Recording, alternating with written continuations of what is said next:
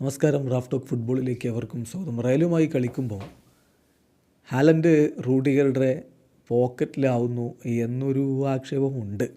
എന്നാൽ ഹാലൻഡിനെ കുറിച്ച് റൂഡിഗർക്ക് പറയാനുള്ളത് നല്ല വാക്കുകൾ മാത്രമാണ്. ഇങ്ങനൊരു സ്ട്രൈക്കർ താൻ കണ്ടിട്ടില്ല എന്ന് അദ്ദേഹം പറയുന്നു.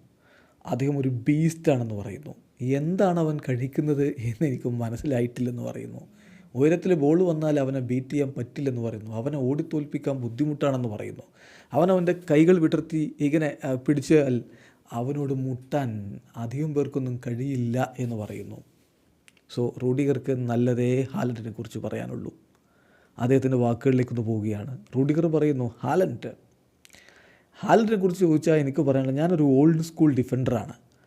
ഹാലൻഡിനെ പോലെയുള്ള സ്ട്രൈക്കേഴ്സിനോട് ഫൈറ്റ് ചെയ്യാൻ ഞാൻ ഇഷ്ടപ്പെടുന്നു. അവനൊരു ബീസ്റ്റാണെന്നേ. അവൻ എന്താണ് കഴിക്കുന്നത് എന്ന് എനിക്ക് മനസ്സിലായിട്ടില്ല. ബട്ട് ഹീസ് വാവ്. അവൻ്റെ പവർ, അവൻ്റെ ഗോളുകൾ ഞാൻ വാച്ച് ചെയ്യുമ്പോൾ മനസ്സിലാക്കിയിട്ടുള്ളൊരു കാര്യം, ഇപ്പോൾ ഹൈ ടു ദി ഫാർ പോസ്റ്റിലേക്ക് ബോൾ വന്നാൽ അവനെ ബീറ്റ് ചെയ്യുക എന്നുള്ളത് നടക്കുന്ന കാര്യമല്ല. He's crazy. പിന്നെ ഞങ്ങൾക്കെതിരെ അവൻ ഗോൾ അടിച്ചിട്ടില്ല ശരി, പക്ഷേ അവൻ ക്രോസ് ബാറിലൊക്കെ ഹിറ്റ് ചെയ്തിട്ടുണ്ട്.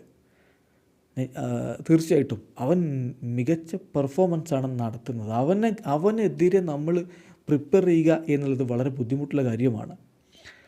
ഫിസിക്കൽ ബാറ്റിൽ നമ്മൾ റെഡിയായേ പറ്റൂ.